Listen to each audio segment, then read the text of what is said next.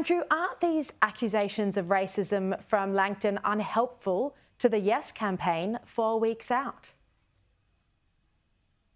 Well, we need to have a respectful debate about the Voice to Parliament referendum, and both sides need to be respectful. Now, we've seen regrettable comments from the No campaign chair, Gary Johns, who suggested that Indigenous people should be subject to blood testing, who said that we should have a national holiday to celebrate interracial marriages. This debate needs to be about the issues. It needs to be about what's best for Australia, not about attacks one way or the other. And for me, those issues are simple. The issue is that an Indigenous mum is 3 times more likely to die in childbirth than a non-Indigenous mum. There is nearly a 10-year gap in life expectancy between Indigenous and non-Indigenous people. These are the issues that we need to be debating in this referendum, not attacks and not disrespectful language. And those comments by Gary Johns were despicable. Bridget, Labor attacked the government today for exploiting fear. What's your response to the Sydney Morning Herald's report that the No campaign is using fear and emotion to win over undecided voters? Yeah, I know the Prime Minister's office sent Jason Clare out quite early when these claims were being made, saying, these terrible people that believe in the No campaign, it's all a lie, there won't be reparations, etc., using fear to incite a no outcome.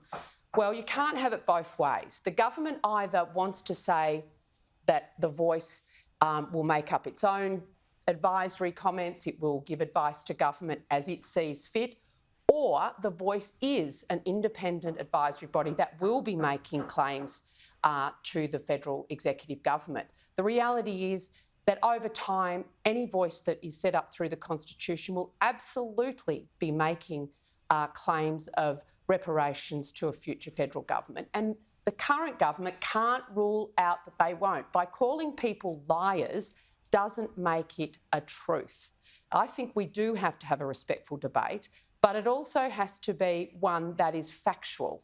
And I think the government is doing everything it can, pulling out all stops, personal attacks at both a ministerial level and a community level, which is actually trying to, divide Australians more than they need to be. People need to make up their own minds in the privacy of the ballot box on the day, and they shouldn't be bullied by the federal government.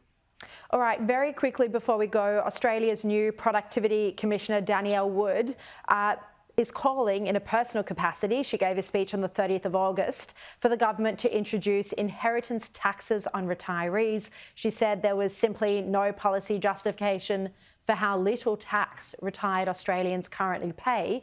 It's interesting to note that this is a position the Prime Minister Anthony Albanese once agreed with back when he was Assistant General Secretary of New South Wales Labor in the early 1990s.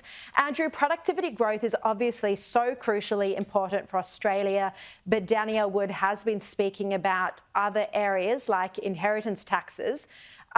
Do you agree with her proposition that the wealthy pay too little tax at the end of their life? Well, the government has no plans to introduce an inheritance tax, but Danielle Wood is a very good economist, and she makes an important point that we need to make sure that young people have a fair go in this country. And so the government is focused on that, and we're focused on that through the key issues of housing affordability and cost of living, making sure that we invest in housing so young people can afford a home, and making sure that we take the cost of living pressures off young people to make it that little bit easier for them. All right, Bridget McKenzie, I'm sorry, we have run out of time. We will give you both in this panel, favourite panel of the week, more time next week. Bridget McKenzie, Andrew Charlton, thank you both so much.